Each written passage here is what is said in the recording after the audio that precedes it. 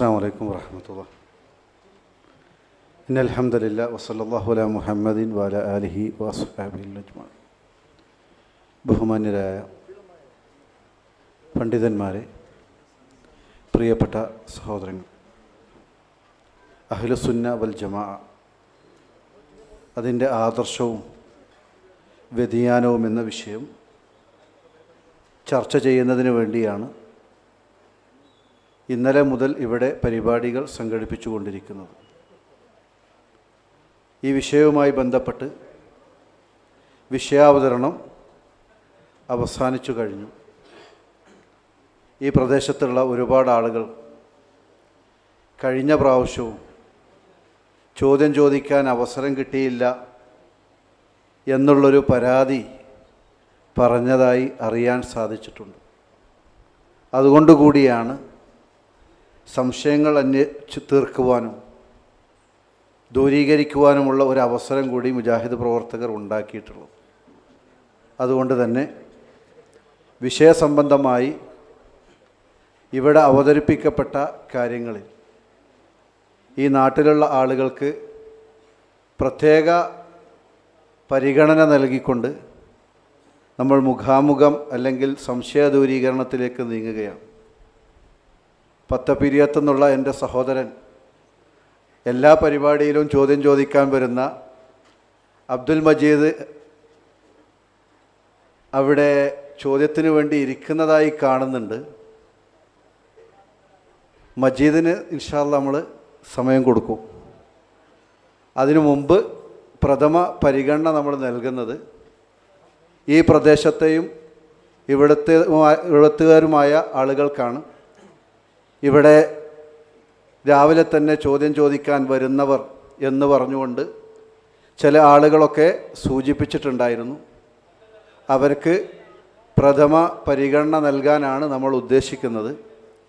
ഈ നാട്ടുകാർക്കൊന്നും ചോദ്യം ചോദിക്കാനില്ല എങ്കിൽ പ്രസക്തമായ അവസരം പത്തപ്പിരിയാത്തുകാരനും നമ്മൾ കൊടുക്കും എന്ന കാര്യത്തിൽ സംശയമൊന്നുമില്ല. ഇതൊരു തൊഴിലായി സ്വീകരിച്ചുകൊണ്ട് ഇപ്പോൾ നമ്മുടെ പരിപാടിയാണെങ്കിലും മജീദിൻ്റെ ഏറ്റവും അടുത്ത സുഹൃത്തായ നൗഷാദ് ഹസനി പരിപാടി വെക്കുകയാണെങ്കിലും അവിടെ ഒക്കെ ചോദ്യം ചോദിക്കലൊരു ഏർപ്പാടായി സ്വീകരിക്കുന്ന ആളുകൾക്ക് വേണ്ടിയുള്ളൊരു പ്രോഗ്രാമല്ല ഇത്. മറിച്ച് ഈ നാട്ടിലുള്ള ആളുകളെ ലക്ഷ്യം വെച്ചുകൊണ്ടുള്ളതാണ്. ഇവിടെ ആർക്കും ചോദ്യം ചോദിക്കാനില്ലാത്തൊരു സാഹചര്യമാണ് എങ്കിൽ നമ്മൾ പരിഗണിക്കുകയും ചെയ്യുമെന്നാണ് ഈ ഒരു ചർച്ചയുടെ ആമുഖമായി സൂചിപ്പിക്കാനുള്ളത്. അതുകൊണ്ട് ചോദ്യം ചോദിക്കാൻ ഉദ്ദേശിക്കുന്ന ആളുകൾ ഇവിടെ മൈക്ക് പോയിൻറ്റിൽ ഇട്ട സൗകര്യങ്ങൾ ഉപയോഗപ്പെടുത്തണം. ഇത് ആരെങ്കിലും തോൽപ്പിക്കാനോ പരാജയപ്പെടുത്തുവാനോ വാദിച്ച് ജയിക്കുവാനോ തർക്കിക്കുവാനോ ഒന്നുമുള്ള ഒരു പ്രോഗ്രാമല്ല.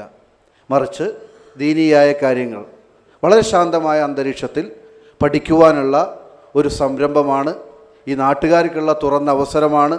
ഞങ്ങളെ സംബന്ധിച്ചിടത്തോളം ഒരു റെഡിമെയ്ഡ് ചോദ്യകർത്താവിനെ കൊണ്ട് നടന്നുകൊണ്ട് ചോദ്യം ചോദിപ്പിക്കുന്നൊരു സാഹചര്യവും പരിപാടിയും ഞങ്ങൾക്കില്ല.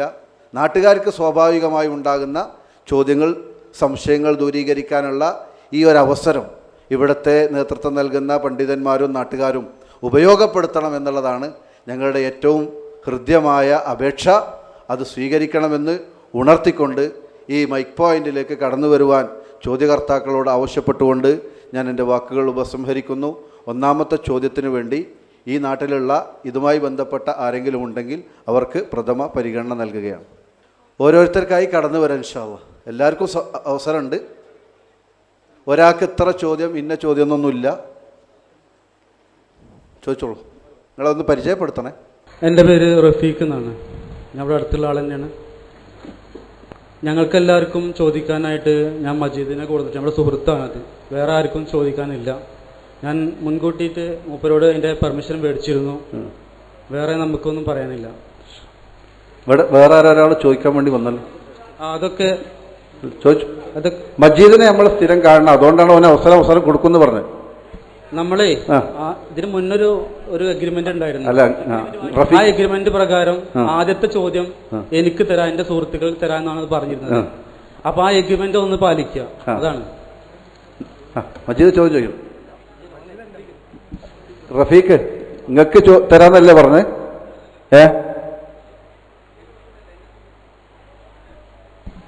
എന്റെ സുഹൃത്തുക്കൾക്ക് ചോദിക്കാനുള്ള പെർമിഷനാണ് ഞാൻ മേടിച്ചിരിക്കുന്നത്. മനസ്സിലായി? ആ സുഹൃത്താണ് ഈ മജീദ്. ശരി. പത്തപ്പിരിയത്തുള്ള മജീദ് നിങ്ങൾക്ക് വേണ്ടി ചോദ്യം ചോദിക്കണം. ഒരു പരിഹാസം ഉണ്ടാവരുത്. കാരണം ഞങ്ങള് സാധാരണക്കാർ അറിവുള്ളവർ ചോദിക്കട്ടെ എന്ന് വെച്ചിട്ടാണ്. ഒരു പരിഹാസം ഉണ്ടാവേണ്ട. അപ്പൊ ഈ നാട്ടുകാർക്കാർക്കും ചോദിക്കാനില്ലാത്തത് കൊണ്ട്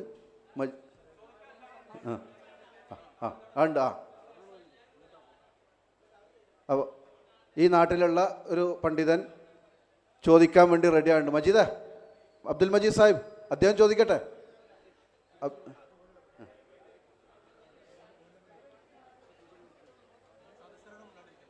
സദസ്സിലുള്ള സഹോദരങ്ങൾ മിണ്ടാതിരിക്കുക, അവർ ചോദിക്കട്ടെ.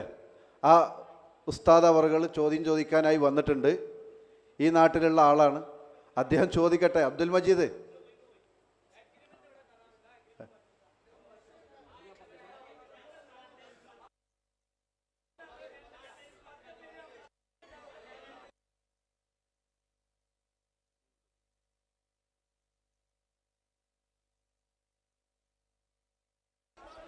സഹോദരങ്ങളെ,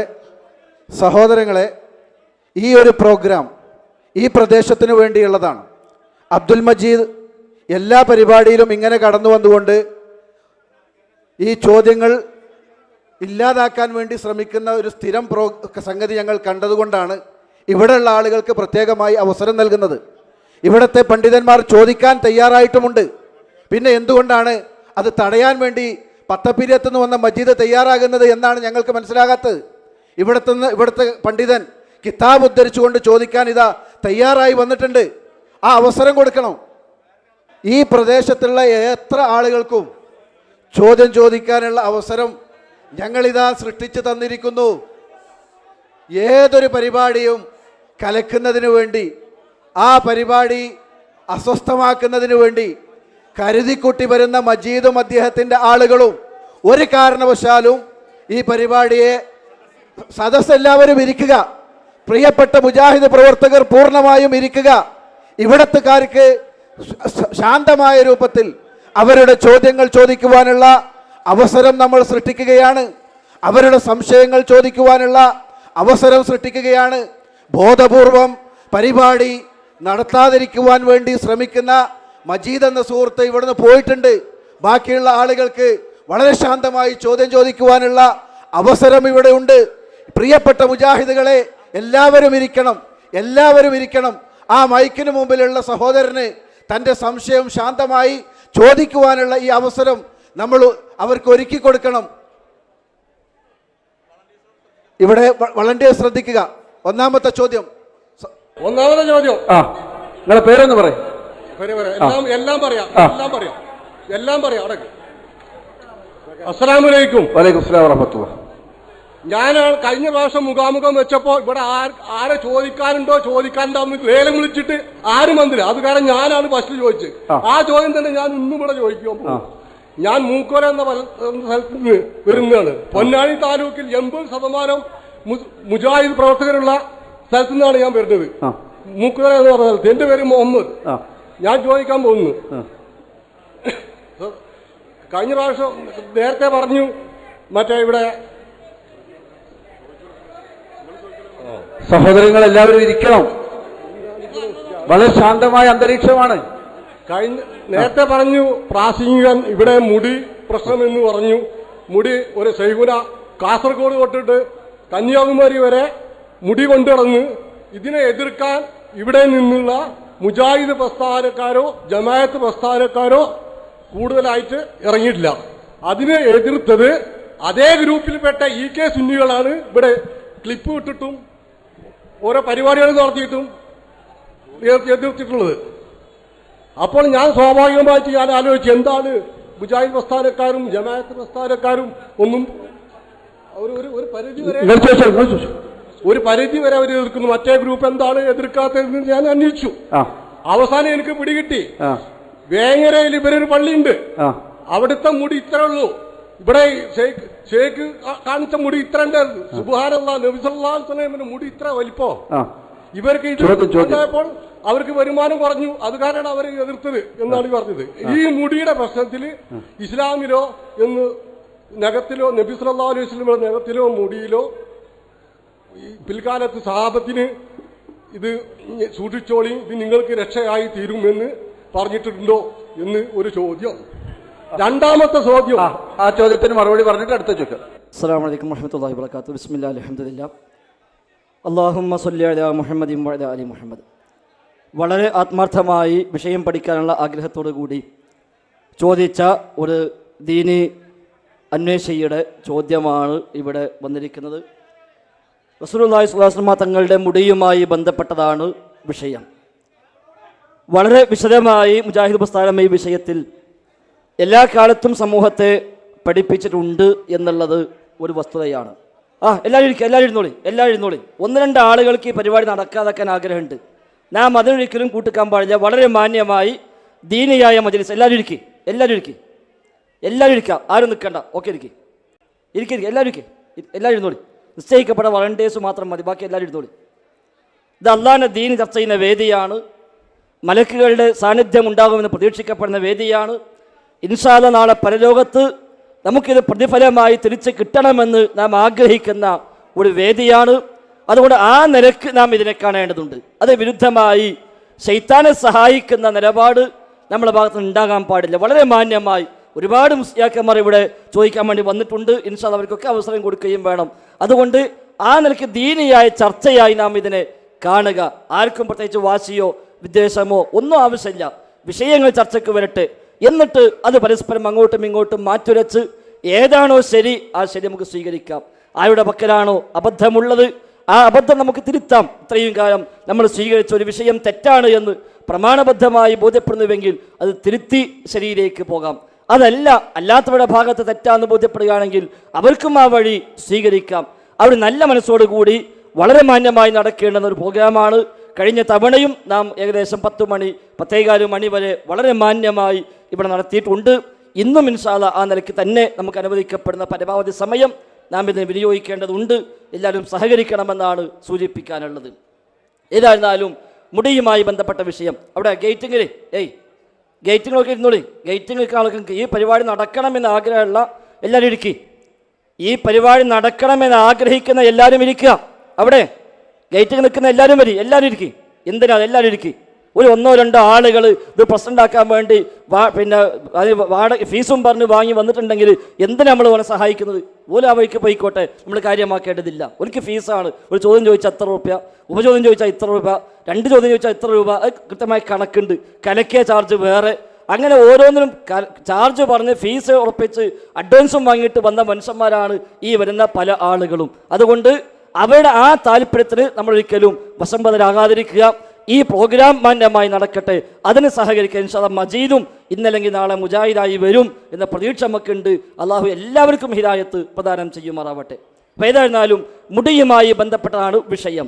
ഈ വിഷയത്തിൽ നമ്മുടെ നാട്ടിൽ ഒരു മുടിയുമായി വരുന്നതിന് മുമ്പും ശേഷവും വളരെ കൃത്യമായി പ്രമാണബദ്ധമായി ഇതിന് നിലപാട് മുജാഹിദ് പ്രസ്ഥാനം സമൂഹത്തെ പഠിപ്പിച്ചിട്ടുണ്ട് എന്ന കാര്യം തീർച്ചയാണ്. ഇപ്പം മുടി വന്നപ്പോൾ മാത്രമല്ല, അതിന് മുമ്പേ തന്നെ ഈ വിഷയത്തിൽ അഹ്ലുസുന്നയുടെ പണ്ഡിതന്മാർ കഴിഞ്ഞ കാലഘട്ടങ്ങളിൽ ഇതുമായി ബന്ധപ്പെട്ട് എന്താണോ രേഖയായി ഇസ്ലാമിൻ്റെ നയമായി രേഖപ്പെടുത്തി വെച്ചത് ആ നയം അംഗീകരിക്കുകയും അത് സമൂഹത്തെ പഠിപ്പിക്കുകയും ചെയ്ത പാരമ്പര്യം മുജാഹിദ് പ്രസ്ഥാനത്തിനുണ്ട്. നമ്മുടെ നാട്ടിൽ കെ വിഭാഗം സുന്നികൾ ആദ്യം ഒരു മുടിയുമായി വന്നു.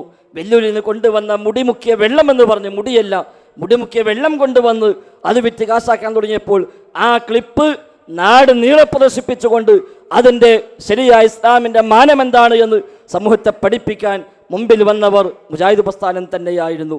അതിനുശേഷമാണ് ഏതാനും കൊല്ലങ്ങൾക്ക് മുമ്പ് 2007 അതിൻ്റെ ഓർമ്മ, കാന്തപുരം മുസ്ലിയാർ ആദ്യമായി ഒരു മുടിയുമായി വരുന്നത്. പക്ഷെ അന്ന് അത്ര വലിയൊരു ഒരു പ്രചാരണം അത് നൽകിയില്ലായിരുന്നു. ചെറിയൊരു പബ്ലിസിറ്റി കൊടുത്ത്, സിറാജിൽ എപ്പോഴെങ്കിലും ചെറിയൊരു വാർത്ത കൊടുത്ത് ഇന്ന് തിരുകേശ പ്രദർശനമുണ്ട് എന്ന് പരസ്യപ്പെടുത്തുമെന്നല്ലാതെ അതിനപ്പുറത്ത് അതൊരു വലിയ ഹോൾസെയിൽ വ്യാപാരത്തിൻ്റെ മുതൽ മുടക്കായി മാറ്റിയിരുന്നില്ല. പക്ഷെ അന്നും അതിന് ശക്തമായി മുജാഹിദ് പ്രസ്ഥാനം പ്രമാണങ്ങൾ ഉദ്ധരിച്ച് അന്ന് സമൂഹത്തെ പഠിപ്പിക്കാൻ രംഗത്ത് വന്നിട്ടുണ്ട്. അതിനുശേഷമാണ് ഒരു പുതിയ മുടി കൂടി ബോംബെയിൽ നിന്ന് കിട്ടിയെന്ന് പറഞ്ഞ് ജാലിയൻ വാല എന്ന് പറയുന്ന ബോംബെയിലെ ചോർ ബസാറിൽ ജീവിക്കുന്ന ഒരു ചങ്ങാതിയിൽ നിന്ന് ഈ മുടിയുമായി വരികയും അത് ഒരു വലിയ ഒരു ബിസിനസ്സായി തന്നെ സമൂഹത്തിൽ കൊണ്ടുവരികയും ചെയ്തപ്പോൾ ഒന്നുകൂടി ആ ദൗത്യം നിർവഹിക്കാൻ മുജാഹിദ് പ്രസ്ഥാനം തന്നെയാണ് ആദ്യം രംഗത്തിറങ്ങിയത്. അന്ന് ഔദ്യോഗിക ഭാഗം സമസ്തക്കാർ ഒന്ന് മടിച്ചു നിന്നു.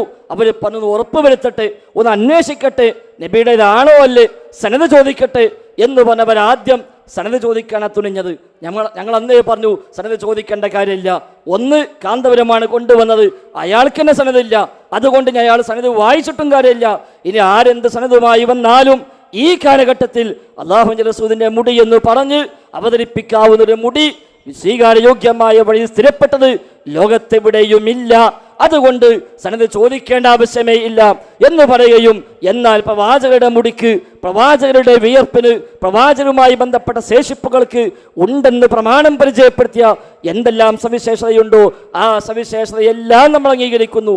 സ്വഹാബിമാർ തിരുശേഷിപ്പുകളെ എങ്ങനെയാണ് ഉപയോഗപ്പെടുത്തിയത് അതെല്ലാം ന്യായമാണ്, അതെല്ലാം ശരിയാണ്, ഒരഭിപ്രായ വ്യത്യാസവും ആ വിഷയത്തിലില്ല. പക്ഷേ ഇന്നത് പറഞ്ഞിട്ട് എന്തു കാര്യം? ഇന്ന് കിട്ടാനില്ലല്ലോ. പ്രവാചകരുടെ മുടിയോ പ്രവാചകരുടെ മറ്റു ശേഷിപ്പുകളോ ഇന്നൊരിക്കലും ലഭ്യമല്ല. പക്ഷെ ലോകത്ത് പലയിടത്തും ആ പേരിൽ പ്രചരിപ്പിക്കപ്പെടുന്നു.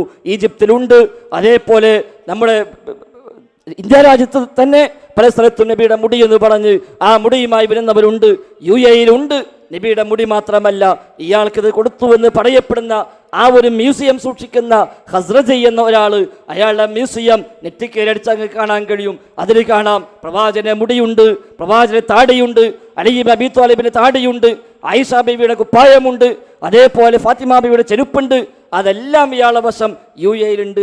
ഇപ്പൊ അവസാനം ഖാലിദ് ഇബ്നു വലീദിന്റെ കുപ്പായവും മർക്കസിലേക്ക് എത്തി എന്ന് പറയപ്പെടുന്നു. അതേപോലെ പൊടി കൊണ്ടുവന്നു, പിന്നെ പാത്രം കൊണ്ടുവന്നു, ഇങ്ങനെ പലതും കൊണ്ടുവന്ന് അതെല്ലാം വെള്ളത്തിൽ മുക്കി വെള്ളം കുപ്പിയിലാക്കി അത് കൊടുത്ത് മനുഷ്യന്മാരെ കുപ്പിയിലാക്കുന്ന ഒരു ഏർപ്പാട് എന്നല്ലാതെ യഥാർത്ഥത്തിൽ അത് പ്രമാണവുമായി ബന്ധമില്ല എന്ന നയം മുജാഹിദ് പ്രസ്ഥാനം ശക്തമായി എന്നും പറഞ്ഞിട്ടുണ്ട്. പിന്നീട് കുറച്ച് കഴിഞ്ഞപ്പോൾ സഹോദരൻ പറഞ്ഞ പോലെ രണ്ട് ബിസിനസ്സുകാർ തമ്മിലുള്ള ഏറ്റുമുട്ടൽ എന്ന് വേണമെങ്കിൽ വ്യാഖ്യാനിക്കാവുന്ന രൂപത്തിൽ അല്ലാത്തവരും അതിൻ്റെ പിന്നാലെ വന്നു എന്നതാണ് വസ്തുത. അല്ലാഹു അഅലം. ഏതായാലും സഹോദരന് രണ്ടാമത്തെ ചോദ്യം ഉണ്ട് എന്ന് നേരത്തെ സൂചിപ്പിച്ചു. രണ്ടാമത്തെ ചോദ്യത്തിലേക്ക് കടക്കാം. രണ്ടാമത്തെ ചോദ്യം ഇവിടുന്ന് പിന്നെ വർത്താനം ഉണ്ടാക്കി പോയ സുന്നികളൊന്ന് സൂചിപ്പിക്കാൻ ഞാൻ പറഞ്ഞത്.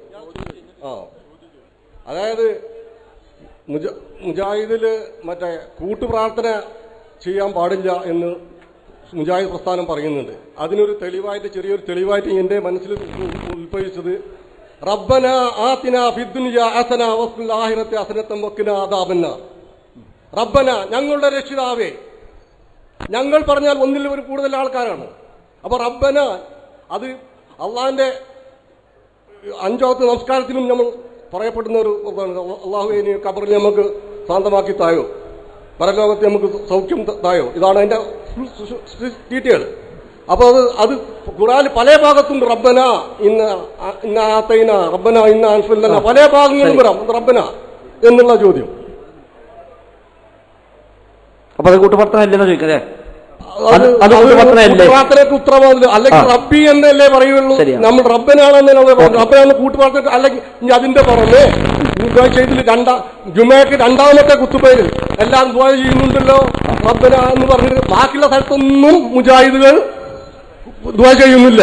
ജുമയുടെ രണ്ടാമത്തെ കുത്തുപേര് മാത്രമേ ദുആ ചെയ്യുന്നുള്ളൂ. ഇതും ഒരു ചോദ്യം മനസ്സിലായി.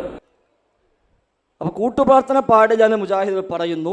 എന്നാൽ ഖുർആനിൽ റബ്ബന ആതിന ഫിദ്ദുനിയ ഹസന, റബ്ബന ഇന്നനാ സമീനാ മുനാദിയൻ തുടങ്ങി ഒരുപാട് പ്രാർത്ഥന ഖുർആനിലുണ്ടല്ലോ.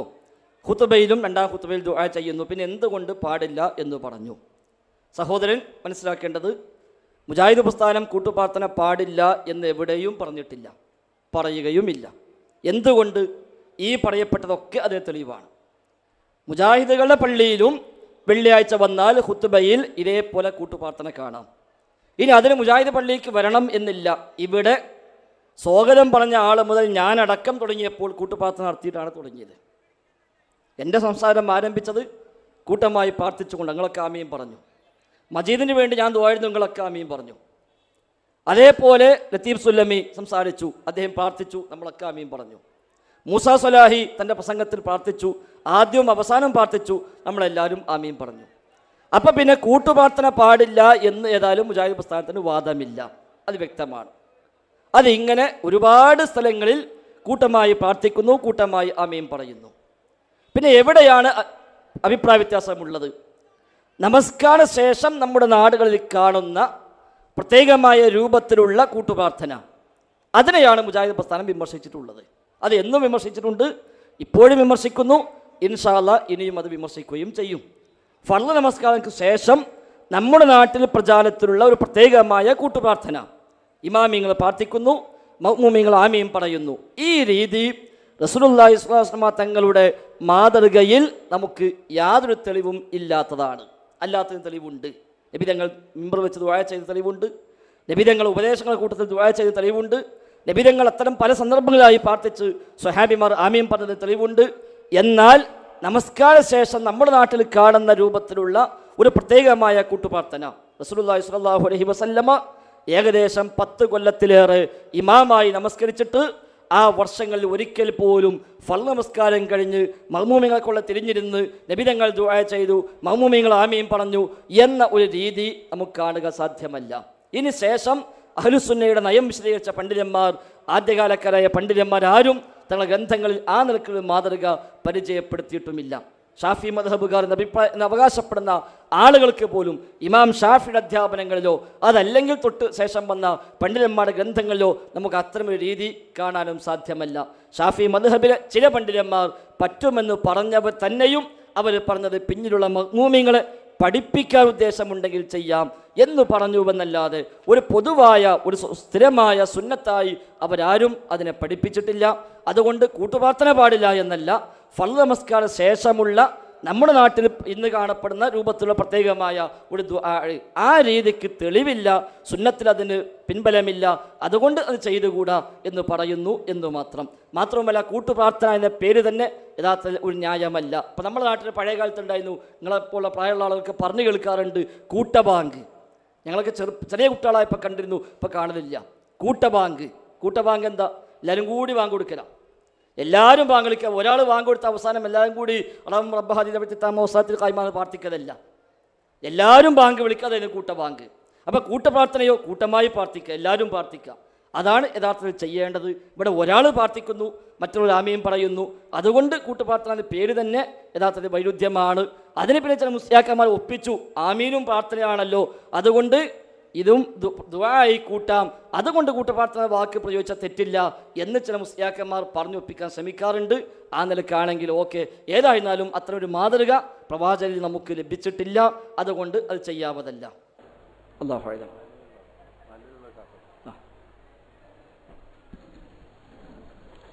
അസ്സലാമു അലൈക്കും വറഹ്മത്തുള്ളാഹി വബറകാതുഹു. ഈ സദസ്സ് അലങ്കോലപ്പെടുത്തണമെന്നോ മറ്റു ഒരു ഉദ്ദേശത്തോടു കൂടല്ല, 2 ചോദ്യങ്ങളാണ് എനിക്ക് ചോദിക്കേണ്ടത്. പക്ഷെ ഒരു ചോദ്യം ചോദിച്ച് മറ്റുള്ളവർക്ക് ഞാൻ വിട്ടുകൊടുക്കുന്നു. അല്ല, രണ്ടും ചോദിച്ചോളി. ഓക്കെ. പിന്നെ ഇസ്ലാമിൽ അള്ളാഹുവിൻ്റെ റസൂലുള്ളാഹി സ്വല്ലല്ലാഹു അലൈഹി വസല്ലം തങ്ങളെ ഇത്ബാഹുർ റസൂൽ തല മറക്കൽ സുന്നത്താണോ അല്ലേ എന്നൊരു ചോദ്യം. അങ്ങനെ അത് സുന്നത്താണെങ്കിൽ നിങ്ങളെ പണ്ഡിതന്മാരുടെ തലയിൽ ഒരാളുടെ തലയിൽ തൊപ്പിക്കാനല്ല, അത് അനുവദീയമാണോ അല്ലേ ഒന്ന്. രണ്ടാമത്തത്, ഒരു സ്ത്രീ ഗർഭിണിയായി കഴിഞ്ഞ് 4-ാം മാസമാകുമ്പോൾ അവളുടെ ഗർഭശാലയത്തിലേക്ക് അല്ലാഹു സുബ്ഹാനഹു തആല റബ്ബ് ഒരു മലക്കിനോട് റൂഹിനൂതി കൊടുക്കാൻ പറഞ്ഞു. ആ മലക്കിൻ്റെ പേരെന്താണ്? അതും കൂടെ അറിഞ്ഞാൽ മതി. ആഖിറു ദഅ്വാനാ അൽഹംദുലില്ലാഹി റബ്ബിൽ ആലമീൻ. എൻ്റെ പേര് ഹസൻ. ഞാൻ ഈ തെങ്ങൽ മഹലിലെ ഒരു ആളാണ്, ഒരു മെമ്പറാണ്. പിന്നെ എൻ്റെ വാപ്പ വെളിയങ്കോട് ഉമർ ഖാൻ. അൽഹംദുലില്ലാഹ് ഖൈർ. അല്ലാഹു താങ്കൾക്ക് അർഹമായ പ്രതിഫലം നൽകുമാറാവട്ടെ. വളരെ ഹൃദ്യമായി ആത്മാർത്ഥമായൊരു ചോദ്യം. അൽഹംദുലില്ലാഹ്, ഇത്തരം ചോദ്യങ്ങളാണ് നാം പ്രതീക്ഷിക്കുന്നത്. കൃത്യമായി എന്തുകൊണ്ട് നിങ്ങളങ്ങനെ, എന്തുകൊണ്ട് ഇങ്ങനെ, എന്തുകൊണ്ട് ചെയ്യുന്നില്ല, എന്തുകൊണ്ട് ഇത് സ്വീകരിക്കുന്നില്ല എന്ന് അറിയാൻ വേണ്ടിയുള്ള ആത്മാർത്ഥമായ ആഗ്രഹത്തിലുള്ള ചോദ്യം. അൽഹംദുലില്ലാഹ്, അത്തരം ചോദ്യങ്ങളാണ് നമുക്ക് ആവശ്യം. ഏതായിരുന്നാലും 2 കാര്യമാണ് ഇവിടെ കാരണവർ സൂചിപ്പിച്ചത്. ഒന്നാമതായി തലമറക്കുന്ന വിഷയവുമായി ബന്ധപ്പെട്ടാണ്. റസൂലുള്ളാഹി സ്വല്ലല്ലാഹു അലൈഹി വസല്ലമ തലമറക്കാനായി കൽപ്പിച്ചതോ നിർദ്ദേശിച്ചതോ ആയ സ്വഹീഹായ ഹദീസുകൾ ഒന്നും വന്നിട്ടില്ല. അതുകൊണ്ട് അത് ദീനിൽ ഒരു സുന്നത്തായി പറയാൻ നമുക്ക് വകുപ്പില്ല. എന്നാൽ അനുവദനീയമായ വേഷമാണ്, ഹലാലാണ്. നമ്മൾ കുപ്പായം ധരിക്കുന്നു, തുണി ഉടുക്കുന്നു, പാൻറ് ധരിക്കുന്നു. അതേപോലെ നമ്മൾ ചില ആളുകൾ തോർത്തുമുണ്ട് തോളിടുന്നു, ചില ആളുകൾ തലമറക്കുന്നു. അനുവദനീയമായ വേഷങ്ങളിൽപ്പെട്ട ഒരു വേഷമാണ് തലമറക്കൽ. അല്ലാതെ അത് സുന്നത്താണ് എന്ന് പറഞ്ഞുകൊണ്ട് പ്രത്യേകമായ ഹദീസ് റസൂലുള്ളാഹി സ്വല്ലല്ലാഹു അലൈഹി വസല്ലം തങ്ങൾ പഠിപ്പിച്ചതായി സ്വീകാര്യയോഗ്യമായ വഴിയിൽ കിട്ടിയിട്ടില്ല. എന്നാൽ പിൽക്കാലത്ത് വ്യാജമായി പല ആളുകളും അത് ഹദീസ് നിർമ്മിച്ച് പ്രചരിപ്പിച്ചിട്ടുണ്ട്. മിക്കവാറും ഹദീസുകൾ മൗലൂ ആണ്, നിർമ്മിതികളാണ്. ഉദാഹരണമായി പിൽക്കാലത്ത് ഉണ്ടാക്കിയ ഹദീസിൽപ്പെട്ടതാണ് അൽ ഫർഖു ബൈനൽ കാഫിരി വൽ മുസ്ലിമി അൽ അമാമത്തു ഫൗഖൽ ഖലൻസുവ. ഒരു മുസ്ലിമും ഒരു അമുസ്ലിമും തമ്മിലുള്ള വ്യത്യാസം തൊപ്പിയുടെ മുകളിൽ തലയിക്കെട്ട് കെട്ടലാണ് എന്ന് പറഞ്ഞാൽ മുസ്ലിം തൊപ്പിയിട്ട് അതിന് മേലെ കെട്ടും, അല്ലാത്തവൻ തൊപ്പിയിടാതെ തലയിക്കെട്ട് കെട്ടും. ഇതാണ് വ്യത്യാസം എന്നൊരു ഹദീസ്. അത് ഹദീസല്ല, പിൽക്കാലത്ത് ആരോ ഉണ്ടാക്കി റസൂൽ പറഞ്ഞു എന്നും പറഞ്ഞ് പ്രചരിപ്പിച്ചതാണ്. അതേപോലെ ഇന്നല്ലാഹു വ മലായികത്തുഹു യുസല്ലൂന അലാ സ്വാഹിബിൽ അമായിം, അള്ളാഹും അവൻ്റെ മലക്കുകളും തലപ്പാവ് ധരിച്ച ആളുകൾക്ക് വേണ്ടി സ്വലാത്ത് ചൊല്ലിക്കൊണ്ടിരിക്കുന്നു. അവ ഏതോ തലയിക്കെട്ടിന് കച്ചവടക്കാരൻ ഉണ്ടാക്കി പ്രചരിപ്പിച്ചതാണ്.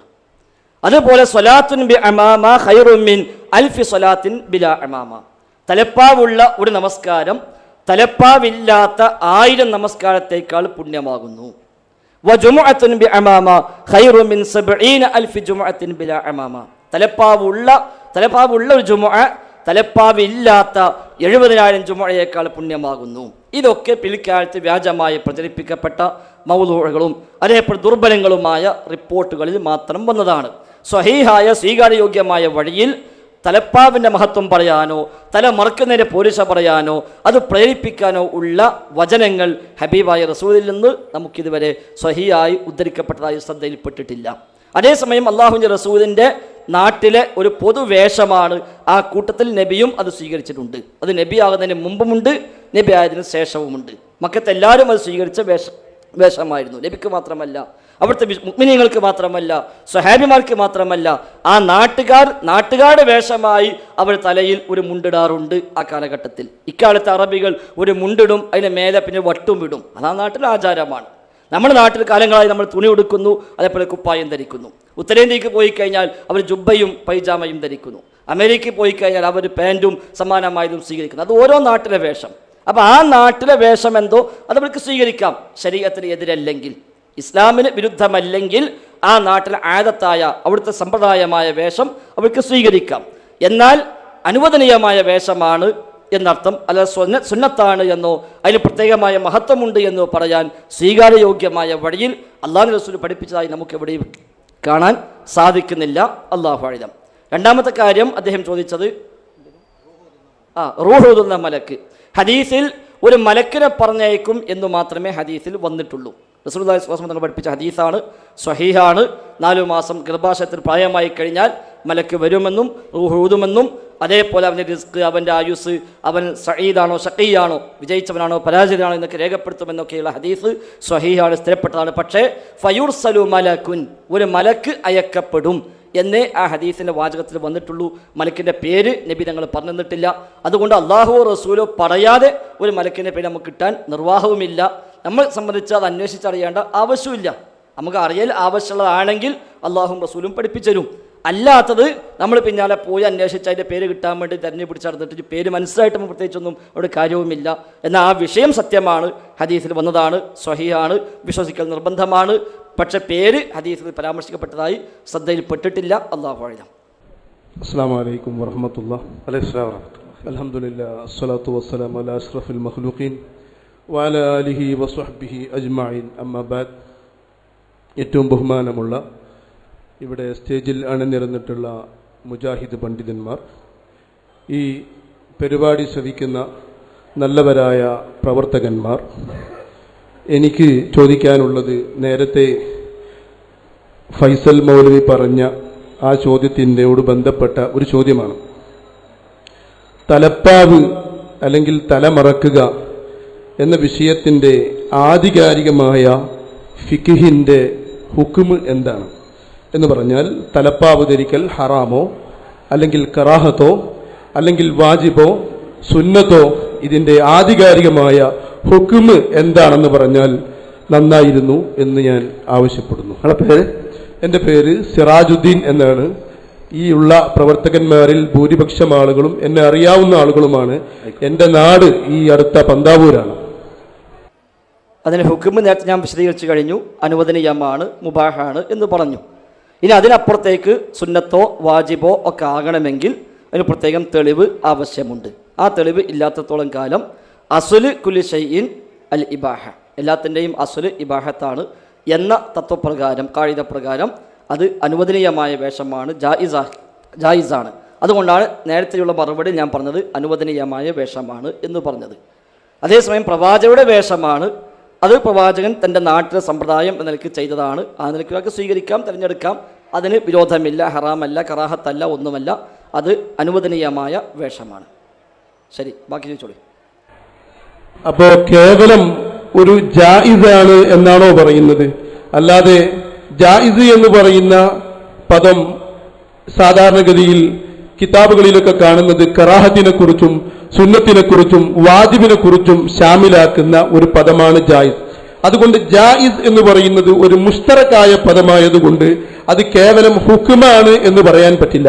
ഹുക്മ് എന്ന് പറഞ്ഞാൽ അത് സുന്നത്താണ് എന്നോ അല്ലെങ്കിൽ വാജിബാണ് എന്നോ അല്ലെങ്കിൽ കറാഹത്താണ് എന്നോ ഇങ്ങനെ ഏതെങ്കിലും ഉൾപ്പെടേണ്ടി വരും. ഇനി നബി സല്ലല്ലാഹു അലൈഹി വസല്ലമ തങ്ങളുടെ വേഷമാണ് തലപ്പാവ്, അത് അവിടെ അറബികളുടെ വേഷമായതുകൊണ്ട് നബി സല്ലല്ലാഹു അലൈഹി വസല്ലം അങ്ങനെ ധരിച്ചു എന്ന് പറയുകയാണെങ്കിൽ നബി സല്ലല്ലാഹു അലൈഹി വസല്ലമയുടെ മറ്റേ ഷോളർ മറക്കുന്ന ഡ്രസ്സും അതുപോലെ തന്നെ ഔറത്ത് മറക്കുന്ന ഡ്രസ്സും അതൊക്കെ അതിൽപ്പെട്ടു.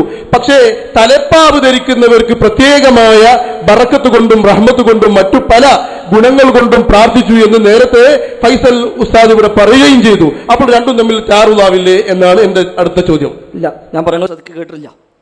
അങ്ങനെ മഹത്വം ഉണ്ടെന്ന് പറയാൻ തെളിവില്ല എന്ന് പറഞ്ഞത്. മഹത്വമുണ്ട് പറയാൻ തെളിവില്ല. പിന്നെ ജായിസ് എന്ന ഹുക്മല്ല എന്നുള്ളത് ശരിയല്ല. അഹ്കാമു തക്ലീഫിയ എന്ന് പറഞ്ഞാൽ 5 ആണ്. അഹ്കാമു തക്ലീഫിയ അതിൽ 4 തൊലബുണ്ട്, 1 തഖീറാണ്. തൊലബുള്ളത് വാജിബ്, മന്ദൂബ്, അതേപോലെ ഹറാമ്, കറാഹത്ത്, ഈ 4 തൊലബുള്ളത്. 5 തഖീർ, അതാണ് അഹ്കാമു തക്ലീഫിയ. അപ്പോൾ അഹ്കാമു തക്ലീഫിയ 5 ആണ്. ആ 5-ൽപ്പെട്ട ഒന്നാണ് ജായിസ്. അവിടെ ജായിസ് എന്നൊരു ഹുക്മല്ല എന്ന് നിങ്ങൾ പറഞ്ഞത് ശരിയായില്ല.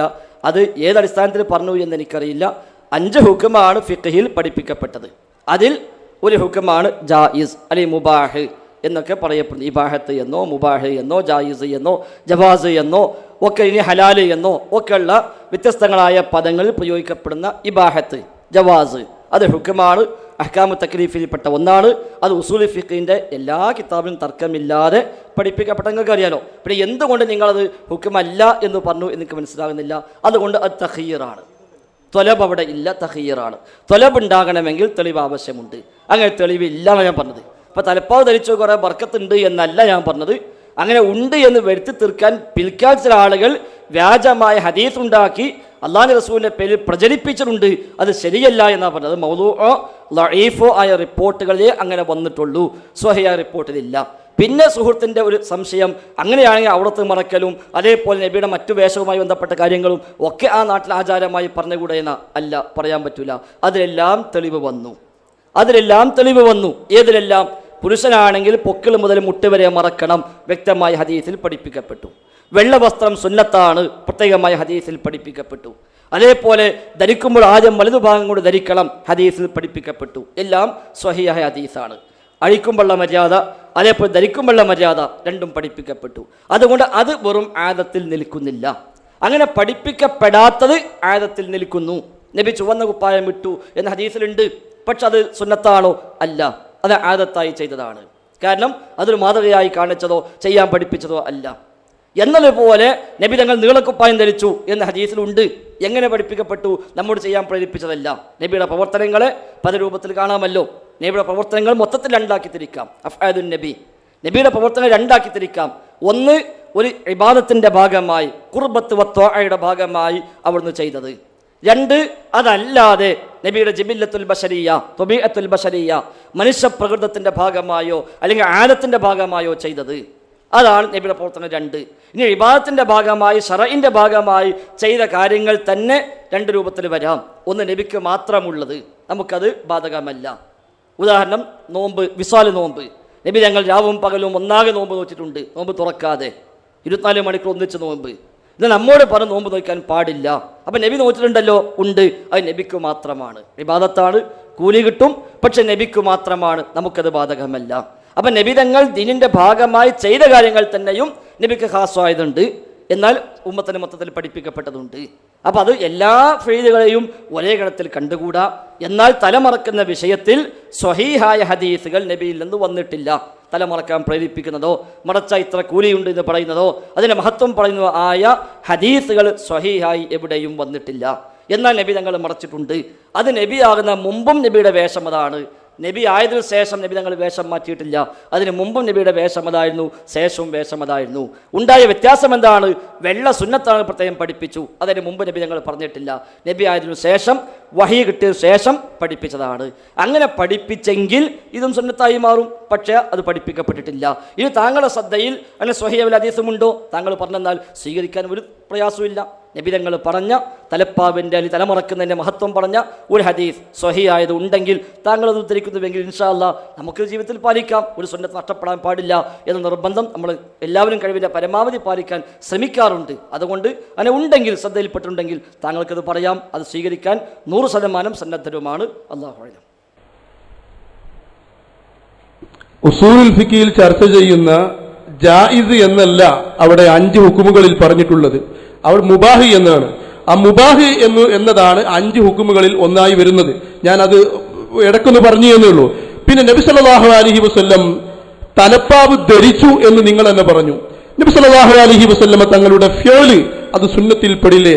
ഖൗലുഹു വ ഫീലുഹു വ തഖ്രീറുഹു, ഈ ഒരു ഫിഅല് അത് നബി സല്ലല്ലാഹു അലൈഹി വസല്ലമയുടെ ആദത്തിൽപ്പെട്ടതാണ് എന്ന് അറിയിക്കുന്ന മറ്റു വല്ല തെളിവുകളും വരാത്ത കാലത്തോളം നബി സല്ലല്ലാഹു അലൈഹി വസല്ലമ തങ്ങൾ ഈ ധരിച്ച തലപ്പാവ് സുന്നത്താണ് എന്നാണ് വരിക. മാത്രവുമല്ല, തലപ്പാവ് സുന്നത്താണ് എന്ന് മാത്രമല്ല, തലപ്പാവ് ധരിച്ചവർക്ക് പ്രത്യേകമായി നബി സല്ലല്ലാഹു അലൈഹി വസല്ലം പ്രത്യേകമായ പവർ നൽകിയിട്ടുമുണ്ട്.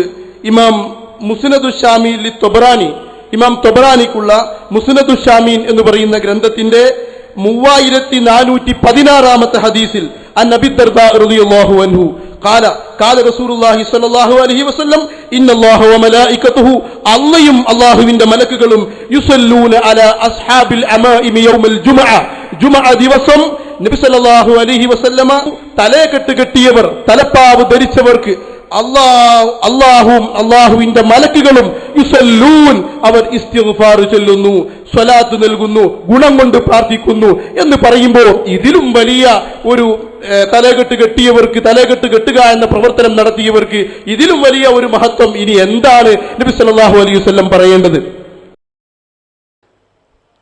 താങ്കൾ ആദ്യം പറഞ്ഞ ആമുഖം വിയോജിപ്പുണ്ട്.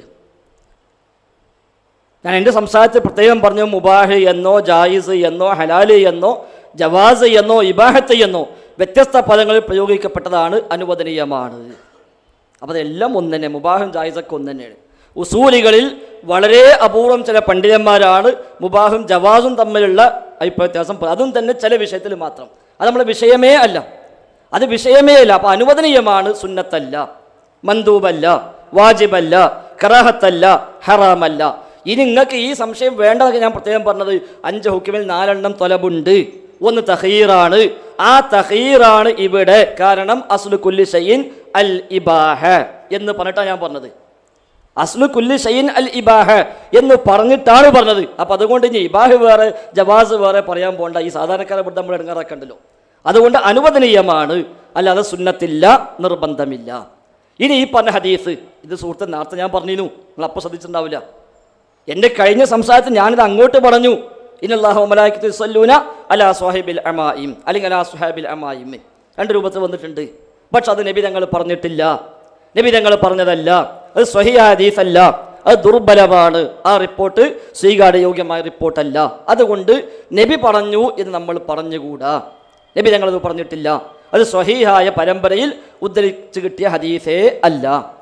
അങ്ങനെ പലതുമുണ്ട്. അത് മാത്രമല്ല, ഞാൻ പറഞ്ഞ പലതും ഉണ്ട്, അത് മാത്രമല്ല 7-8 ഹദീസുകൾ ആ വിഷയത്തിൽ നമുക്കങ്ങനെ കാണാൻ കഴിയും. അപ്പോൾ അതിൽപ്പെട്ട ഞാൻ നേരത്തെ പറഞ്ഞു, അൽ ഫർഖു ബൈനൽ മുസ്ലിമി വൽ കാഫിരി അൽ ഖലൻസു അൽ അമാമത്തു ഫൗഖൽ ഖലൻസുവ. എന്ന് പറഞ്ഞത്. അപ്പോൾ ഏതായിരുന്നാലും ആ ഹദീസ് സ്വീകാര്യമല്ല, തെളിവല്ല. മാത്രവുമല്ല, അങ്ങനെ ഒരു മഹത്വം ഉണ്ടായിട്ട് നിങ്ങളും തലയിട്ടില്ലല്ലോ. ഹദീസ് പറഞ്ഞ തൊപ്പിയല്ല, തലയിക്കെട്ടാണ്. ആ ഹദീസ് പറഞ്ഞ തൊപ്പിയല്ല, തലപ്പാവ് ധരിച്ചവർക്കാണ് ആ മഹത്വം പറഞ്ഞത്. അപ്പം ഏറ്റവും ചോദിക്കാൻ വരുമ്പോഴെങ്കിലും കെട്ടി വരാമായിരുന്നു. ചോദിക്കാൻ ചെല്ലുമ്പോണ്ടല്ലോ മര്യാദ. അപ്പോഴെങ്കിലും കെട്ടി വന്നാൽ അതിനോട് ഒരു കൂറുണ്ട്, ഒരു മര്യാദ പാലിച്ചിട്ടുണ്ട് എന്ന് വിചാരിക്കാം. അപ്പോൾ ഏതായിരുന്നാലും നമ്മൾ ആ നിലയ്ക്ക് കാണേണ്ടതില്ല. പക്ഷേ ആ ഹദീസ് നിങ്ങൾ പഠിച്ചോളൂ, നിങ്ങൾ ആത്മാർത്ഥമായി നിങ്ങൾ പിന്നെ അന്വേഷിക്കുക, സ്വഹിയാണോ അല്ലേ എന്ന് നിങ്ങൾ അന്വേഷിക്കുക. ഇൻഷാ അല്ലാഹ് ഞങ്ങൾ വേണമെങ്കിൽ സഹായിച്ചു തരാം. അതുകൊണ്ട് നിങ്ങൾ അന്വേഷിച്ചോളി, അത് സ്വഹിയല്ല. അവിടെ അത്തരം റിപ്പോർട്ടുകളെ നബി പറഞ്ഞു എന്ന് നമ്മൾ പറഞ്ഞുകൂടാ. അത് പ്രവാചകന്റെ പേരിൽ ഒരു പക്ഷേ കളവ് പറയലായി മാറിയേക്കാം. അതുകൊണ്ട് ഗൗരവമായി നാം അതിനെ കാണുക. നബിതങ്ങൾ അതിൻ്റെ മഹത്വം പഠിപ്പിച്ച സ്വഹീഹായ ഹദീസിലൊന്നും റിപ്പോർട്ട് ചെയ്യപ്പെട്ടിട്ടില്ല. അല്ലാഹു അഅലം. ഇമാം തൊബറാനി റിപ്പോർട്ട് ചെയ്ത ഹദീസിനെ കുറിച്ച് ആ ഹദീസ് അങ്ങനെ ഒരു ഹദീസ് ഇല്ല, ആ ഹദീസ് ദുർബലമാണ് എന്ന് നിങ്ങൾ പറഞ്ഞു. അതിന് ആധികാരികമായ രേഖ എന്താണ്? എന്റെ ചോദ്യം 1. രണ്ടാമത്തെ ചോദ്യം, ഞാൻ തലപ്പാവ് ധരിച്ചിട്ടില്ല. ഞാനിപ്പോൾ തലപ്പാവ് ധരിച്ചാൽ ഫൈസൽ ഉസ്താദ് തലപ്പാവ് ധരിക്കുമോ? ഒരിക്കലുമില്ല. അപ്പൊ ഞാൻ തലപ്പാവ് ധരിച്ചില്ല എന്നതല്ല ആ തലപ്പാവ് ഇസ്ലാമിൽ സുന്നത്തുള്ളൂ. ഒരു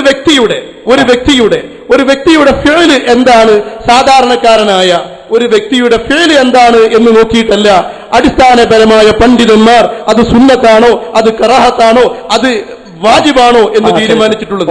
ഇവിടെ ചോദ്യം വന്നെന്താ പറയുക? ഫസ്റ്റ് നിങ്ങൾ ചോദിച്ചത് നേരത്തെ ചോദിച്ച കാരണമായ ചോദ്യത്തിന്റെ ഉപചോദ്യമായിട്ടാണ്. അദ്ദേഹം ചോദിച്ച ഇവിടെ ഇരിക്കുന്ന പണ്ഡിതന്മാരാരും തലമറച്ചിട്ടില്ല എന്ന ആമുഖം പറഞ്ഞിട്ട് അദ്ദേഹം ചോദ്യം ഉന്നയിച്ചത്. ആ ചോദ്യത്തിന്റെ കൂടെ കൂടിയിട്ടാണ് നിങ്ങൾ ചോദ്യവുമായി വന്നത്. അല്ലെ എനിക്ക് ധരിക്കാല്ല, നിങ്ങൾ തലപ്പാവ് വെച്ച് എനിക്ക് ധരിക്കാൻ പറ്റുമോ? നിങ്ങൾ ഒന്നാകെ അയച്ചിട്ടു, എനിക്ക് അയച്ചിട്ടാക്കാൻ പറ്റുമോ? അതുണ്ടാവില്ലല്ലോ, അതൊരിക്കലും ന്യായമല്ല. അതേസമയം നിങ്ങൾ പറഞ്ഞെന്താ ഇങ്ങനെ ഹദീസ് ഉണ്ട് എന്ന് പറയാം. ഇങ്ങനെ ഹദീസ് ഉണ്ട്, സുന്നത്താണ് എന്ന ഹദീസുമായി വരികയും സ്വീകരിക്കാത്തവനെ ആക്ഷേപിക്കുകയും ചെയ്യാൻ വരുമ്പോൾ ഏറ്റവും ചുരുങ്ങിയത് അത് സ്വീകരിച്ചുകൊണ്ട് വരാമായിരുന്നു എന്നാ പറഞ്ഞത്. സ്വീകരിക്കാത്തവരെ ആക്ഷേപിക്കാൻ വേണ്ടിയാണല്ലോ ഈ ഹദീസും കൊണ്ട് വരുന്നത്. അപ്പം ചുരുങ്ങിയ പക്ഷം അത് സ്വീകരിച്ചുകൊണ്ട് വരാൻ പോട്ടെ, സാരില്ല, അത്ര ആലോചിച്ചിട്ടുണ്ടാവില്ല, വിഷയമല്ല. അപ്പോൾ ഏതായിരുന്നാലും ഇമാം തൊബ്രാനി ഉദ്ധരിച്ച ഹദീസ് എല്ലാം സ്വഹിയാണെന്ന് അഭിപ്രായമുണ്ടോ? ഇമാം തൊബ്രാനിയുടെ മുഅ്ജമിൽ വളരെ കുറച്ച് ഹദീസേ സ്വഹിയായിട്ടുള്ളൂ. ഇമാം തൊബ്രാനിയുടെ മുഅ്ജമു തൊബ്രാനിയിൽ പകുതിയിൽ താഴെ ഹദീസേ സ്വഹിയായിട്ടുള്ളൂ. നിങ്ങളുടെ കയ്യിലുള്ള കിതാബ് മുഅ്ജമു തൊബ്രാനി ആണെങ്കിൽ അതിലെ പകുതിയിൽ താഴെ ഹദീസുകളെ സ്വഹിയായി വന്നിട്ടുള്ളൂ. ബാക്കി പകുതിയിലേറെ ഹദീസുകൾ ദുർബലങ്ങളോ നിർമ്മിതങ്ങളോ ആണ്. പൂർണ്ണമായും എല്ലാം സ്വഹീഹ് എന്ന് പറയാവുന്നത് സ്വഹീഹുൽ ബുഖാരി, സ്വഹീഹ് മുസ്ലിം മാത്രമാണ്. ആപേക്ഷികമായി സ്വഹീഹ് കൂടുതലുള്ളത് അബൂദാവൂദ്, തുർമുദി, ഇബ്നു മാജ, നസായി. ഇതാണ് മറ്റു കിതാബുകളെ അപേക്ഷിച്ച് കൂടുതൽ സ്വഹീഹ് ഉള്ളവ. അതാണ് കുത്തുബു സിത്ത. ചിലർ അതിന് സിഹാഹു സിത്ത എന്ന് പറയുന്നു, ഗാലിബിനെ പരിഗണിച്ചുകൊണ്ട്. അതിലാണ് കൂടുതൽ സ്വഹീഹുകൾ വന്നത്. ബാക്കിയുള്ളതിൽ ചിലതിൽ സ്വഹീഹും ദഈഫും തുല്യനുപാതത്തിൽ വന്നവയുണ്ട്. ചിലതിൽ സ്വഹീഹിനേക്കാൾ ഏറെ ദഈഫ് വന്നവയുണ്ട്. ചിലതിൽ നാമമാത്രമായ സ്വഹീഹുകൾ ഉണ്ടോ എന്ന് തപ്പിപ്പിടിച്ച് നോക്കേണ്ടതുണ്ട്. ഉദാഹരണമായി ഇബ്നു അബിദുന്യയുടെ കിതാബ്. ഇബ്നു അബിദുന്യയുടെ കിതാബിൽ 95% ദഈഫാണ്, ഒരു 5% സ്വഹീഹ് ഉണ്ടെങ്കിൽ ഉണ്ടാവും, അത്രയേ ഉള്ളൂ. അപ്പോൾ തൊബ്രാനി ഉദ്ധരിച്ചു, അതുകൊണ്ട് അത് സ്വഹീഹ് ആവണം എന്നൊരു വാശി ലോകത്താർക്കുമില്ല, നിങ്ങൾക്കും ഉണ്ടാവില്ല. അപ്പോൾ ഏതായിരുന്നാലും അത് സ്വഹീഹ് അല്ല, ദുർബലമാണ് എന്നാണ് സൂചിപ്പിച്ചത്. എന്താണ് ദുർബലത, സനദിൽ എന്താ പ്രശ്നമുള്ളത്, ആരാ കുഴപ്പമുള്ളത് എന്നാണെങ്കിൽ അത് ഇൻഷാ അല്ലാഹ് വേണമെങ്കിൽ പരിശോധിച്ചിട്ട് പറഞ്ഞു തരാം. അസ്സലാമു അലൈക്കും.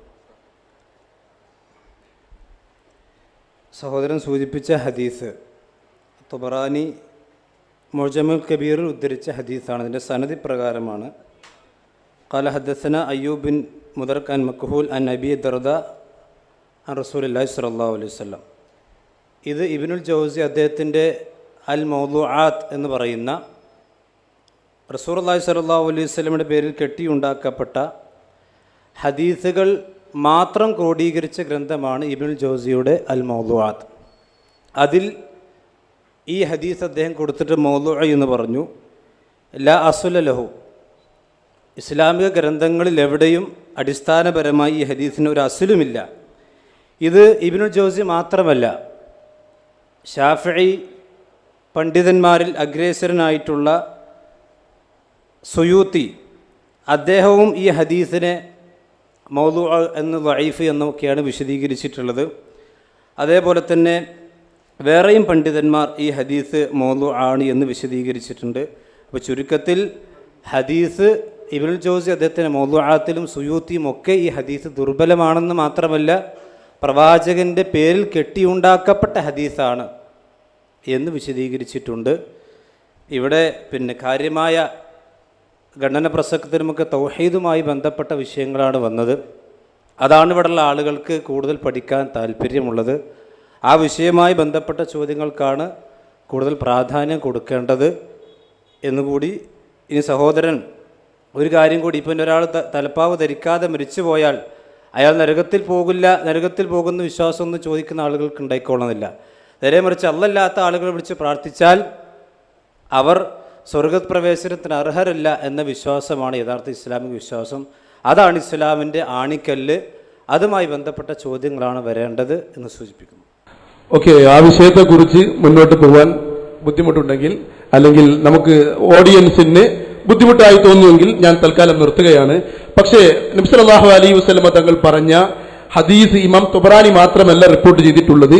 ഇമാം മുസ്ലിം റഹ്മത്തുള്ളാഹി അലൈഹി നബി സല്ലല്ലാഹു അലൈഹി വസല്ലം തലപ്പാവ് ധരിച്ചു എന്ന് റിപ്പോർട്ട് ചെയ്തിട്ടുണ്ട്. ഇമാം സിഹാഉ സിത്തയിൽ തന്നെ ഇമാം തുർമദി റഹ്മത്തുള്ളാഹി അലൈഹി ഹദീസ് നമ്പർ 3556 അൻ റുക്കാനത്തെ കാല സമയത്തു നബിയ സല്ലല്ലാഹു അലൈഹി വസല്ലം യഖൂലു, നേരത്തെ ഫൈസൽ ഉസ്താദ് ഓതിയ ഹദീസും കൂടിയാണ്. ഫർഖുമാ ബൈനനാ വ ബൈനൽ മുശ്രിക്കീന അൽ അമാഇമു അലൽ ഖലാനിസി, കലം സുബത്തുകളുടെ മേൽ, തൊപ്പികളുടെ മേൽ തലപ്പാവ് ധരിക്കലാണ് മുസ്ലിങ്ങളുടെ ശിആർ. അത് മുശ്രിക്കുകളുടെ നമുക്കുമിടയിലുള്ള ഫർക്കാണ് എന്ന് പറയുമ്പോൾ അവിടെ തലപ്പാവ് ധരിക്കുന്നതിന് ഒരു പ്രത്യേകത നബി സല്ലല്ലാഹു അലൈഹി വസല്ലം കൊടുത്തിട്ടില്ലേ? അല്ലാതെ ആ തലപ്പാവ് ധരിക്കലും തലപ്പാവ് ധരിക്കാതിരിക്കലും രണ്ടും സമമാണോ? നിസ്കാരത്തിൽ ലോകത്തുള്ള ഫുഖഹാക്കൾ മുഴുവനും പറഞ്ഞു, ഇബ്നു ഹജർ തങ്ങൾ എല്ലാ ഇമാമിങ്ങളും പറഞ്ഞു നിസ്കാരത്തിൽ തലമറക്കൽ സുന്നത്താണ്. അപ്പൊ ജസ്റ്റ് നിസ്കാരത്തെങ്കിലും തലമറക്കൽ സുന്നത്താണ് എന്ന് നമുക്ക് പറഞ്ഞുകൂടെ? ആ വിഷയത്തിൽ എല്ലാ ഇമാമിയങ്ങളും സുന്നത്താണ് എന്നാണ് പറഞ്ഞത്. അതിന് നബി സല്ലല്ലാഹു അലൈഹി വസല്ലമയുടെ ഒരുപാട് ഹദീസുകളുമുണ്ട്. പിന്നെ ഇമാം തൊബറാനി പറഞ്ഞ ഹദീസ്, നിങ്ങൾക്ക് തന്നെ ഹിജ്റയോട് അടുത്ത പണ്ഡിതനാണല്ലോ കൂടുതൽ അംഗീകരിക്കപ്പെടേണ്ട പണ്ഡിതൻ. അപ്പൊ ഇമാം തൊബറാനി പറഞ്ഞ ഹദീസിനെ പിൽക്കാലത്ത് വന്നിട്ട് ഒരാൾ മൗദൂ ആണെന്ന് പറയുമ്പോൾ ആ മൗദൂഇനെ നേരത്തെ ഉദ്ധരിച്ച മൗദൂ ആണെന്ന് പറയാനുള്ള സനദ് എന്താണ്? അത് നിങ്ങൾ ഇവിടെ പറയേണ്ടിയിരുന്നു. അത് നിങ്ങൾ പറയണം. മൗദൂ എന്ന് പറഞ്ഞാൽ മാത്രം പോരാ, ആർക്കും കയറി പറഞ്ഞൂടെ മൗദൂന്ന്. എന്തുകൊണ്ട് ഹദീസ് മൗദൂ ആയി? ആ ഹദീസ് റാവികളിലുള്ള പ്രശ്നമാണോ, അല്ല സനദിലുള്ള പ്രശ്നമാണോ, അല്ല മത്നിലുള്ള പ്രശ്നമാണോ? എന്ത് പ്രശ്നം കൊണ്ടാണ് ആ ഹദീസ് മൗദൂ ആണ് അല്ലെങ്കിൽ അസ്ലില്ല എന്ന് പറഞ്ഞത് എന്നും കൂടെ പറഞ്ഞാൽ കൂടുതൽ നന്നായിരിക്കും. ശരി. അപ്പൊ സഹോദര, ഇനിയും റസൂലുള്ളാഹിയെ പറ്റി കളവ് പറയരുത്. അങ്ങനെ ഹദീസില്ല. ഹബീബിന്റെ പേര് ഇനി കളവുകൾ ആവർത്തിക്കരുത്. നിങ്ങൾ ആത്മാർത്ഥമായി അന്വേഷിച്ചോളി. തൽക്കാലം ഇവിടെ വിജയിക്കാനാണ് നിങ്ങൾ ജയിച്ചോളി, കുഴപ്പമൊന്നുമില്ല. ഞങ്ങളെ മുമ്പ് ജയിക്കാനാണ് ജയിച്ചോളി. പക്ഷെ റസൂലുള്ളാഹിയെ പറ്റി എന്തിനാ ഈ കളവ് ആവർത്തിക്കുന്നത്? ഇത് ഞങ്ങളല്ല പറഞ്ഞ് മൗദൂ എന്ന് പറഞ്ഞത്. ഇബ്നു ജൗസിയാണ് ഹിജ്റ 5-ാം നൂറ്റാണ്ടിൽ ജീവിച്ച ആളാണ്, 400കളിൽ ജീവിച്ച ആളാണ് ഇബ്നു ജൗസി. അത് ഞങ്ങൾ പറഞ്ഞതല്ല. ഇമാം തൊബറാനി ജീവിച്ച് ഏകദേശം 100-150 കൊല്ലം അപ്പുറത്ത് ജീവിച്ച ആളാണ് ഇബ്നു ജൗസി. അദ്ദേഹത്തിന് അൽ മൗദൂആത്ത് എന്തിനാണ് കിതാബ് രചിച്ചത്? ലോകത്തുള്ള നിർമ്മിതങ്ങളായ ഹദീസുകളെ നബിതങ്ങളുടെ പേരിൽ വ്യാജമായി കെട്ടിയുണ്ടാക്കി പ്രചരിപ്പിച്ച കഥകളെ മുഴുവൻ തെരഞ്ഞുപിടിച്ച് അതെല്ലാം ഒരു കിതാബാക്കി. എന്തിന്? ഇങ്ങനെ കഥ ഇവിടെ പ്രചരിക്കുന്നുണ്ട്, പെട്ടുപോകാൻ പാടില്ല എന്ന് പഠിപ്പിക്കാൻ. അതാ കിതാബ്, ഞങ്ങൾ ഉണ്ടാക്കിയതല്ല. അത് മുസ്ലിം ലോകം ഐക്യകണ്ഠനം സ്വീകരിച്ചു പോകുന്ന മൗദൂആത്ത്. എന്നിട്ട് സുയൂത്തി റഹിമഹുല്ലാഹ് അൽ-ലആലിഉൽ മസ്നൂഅ ഫി അഹാദീസിൽ മൗദൂ എന്ന കിതാബ് രചിച്ചപ്പോൾ ഇബ്നു ജൗസിയുടെ ഈ കിതാബിൽ ഏതാനും ഒരു 10-ൽ താഴെ ഹദീസുകളെ പറ്റിയാണ് ഇബ്നു ജൗസി മൗദൂ എന്ന് പറഞ്ഞത് ശരിയായില്ല, ലഈഫ് എന്ന് പറഞ്ഞാൽ മതിയായിരുന്നു എന്ന് എതിരഭിപ്രായം രേഖപ്പെടുത്തിയത്. ബാക്കിയെല്ലാം അദ്ദേഹം അംഗീകരിച്ചു പോയിരിക്കുകയാണ്. അപ്പോൾ യഥാർത്ഥം ഞങ്ങൾ അല്ലെങ്കിൽ മുജാഹിദ് സെന്ററിന് കൊടുക്കുന്ന ഒരു ചീട്ടല്ല ഇവിടെ വായിക്കുന്നത്, അവിടുന്ന് കിട്ടിയ സർക്കുലറല്ല വായിക്കുന്നത്. നേരെ മറിച്ച് ഇമാം തൊബറാനിയല്ല ഏത് കിതാബിൽ വന്നാലും സനദുണ്ടോ അതല്ലേ സ്വീകരിക്കാൻ പറ്റുള്ളൂ. സനദ് ദുർബലമാണ്. ആ സനദിൽ മത്രൂക്കായ ആളുകളുണ്ട്, ഉപേക്ഷിക്കപ്പെടേണ്ട ആളുകളുണ്ട്, വിശ്വാസയോഗ്യമില്ലാത്ത ആളുകളുണ്ട്. ഞങ്ങളല്ല പറഞ്ഞത്. ഞങ്ങൾക്ക് ഈ വിഷയം സംസാരിക്കാൻ ഒരു പ്രയാസവും ഇല്ല. നേരം വെളുക്കോടെ ഈ വിഷയം മാത്രമാണോ? ഒരു കുഴപ്പമില്ല. തലയിൽ മുടി വളർത്തിയവനെ കൊല്ലണമെന്ന് ബുഖാരി മുസ്ലിമിലുണ്ട് എന്ന് പതിയത് ഖാദി മുസ്ലിം വാദിച്ചിട്ട് അതിന് വാദപ്രതിവാദം നടത്തിയ ഉമർ മൗലവിയുടെ പിന്മുറക്കാരാണ് ഞങ്ങൾ. എനിക്ക് എന്താ പ്രശ്നം? തലയിൽ മുടി വളർത്തിയവനെ കൊല്ലണം എന്ന് ബുഖാരി മുസ്ലിമിലുണ്ട് പതിൻ്റെ വാദം, അതില്ലാന്ന് ഉമർ മൗലവിൻ്റെ വാദം. അതിനു വേണ്ടി 1942 ചാലിയത്ത് വെച്ച് വാദപ്രതിവാദം നടന്നിട്ടുണ്ട്. അപ്പോൾ അതിലൊന്നും ഒരു പ്രശ്നമൊന്നുമില്ല, നമുക്കതൊക്കെ ആവാം. പക്ഷേ ഇവിടെ ഒരുപാട് ആൾക്ക് ചോദിക്കാനുണ്ട്, നല്ല കുറേ വിഷയങ്ങൾ, അത് വരട്ടെ എന്ന് വെക്കുക, അല്ലാതെ ഇതിന് പ്രയാസം ഉണ്ടായിട്ടൊന്നുമില്ല. അതുകൊണ്ട് മൗദൂ എന്ന് പറഞ്ഞത് ഞങ്ങളല്ല. ഒന്ന് ഇബ്നുൽ ജൗസിയാണ്, ഹിജ്റ 400കളിൽ ജീവിച്ച പ്രഗത്ഭനായ പണ്ഡിതൻ, അഹ്ലുസുന്നയുടെ പണ്ഡിതൻ. അദ്ദേഹമാണ് പഠിപ്പിച്ചത് ഇത് നിർമ്മിതമാണ്. സുയൂത്തിയാണ് പഠിപ്പിച്ചത്, സ്വീകാര്യയോഗ്യമായ റിപ്പോർട്ടല്ല. അല്ല ആലിഉൽ മസ്നൂഅ ഫി അഹാദീസിൽ മൗദൂഅ എന്ന സുയൂത്തി റഹിമഹുള്ളയുടെ ഗ്രന്ഥത്തിലാണ് വന്നത്. സമാനമായി മറ്റു പല ഹദീസുകളും. മാത്രമല്ല താങ്കൾ ശേഷം പറഞ്ഞതും അത് ഞാൻ നേരത്തെ പറഞ്ഞു, മുസ്ലിമും കാഫിറും തമ്മിലുള്ള വ്യത്യാസം തൊപ്പി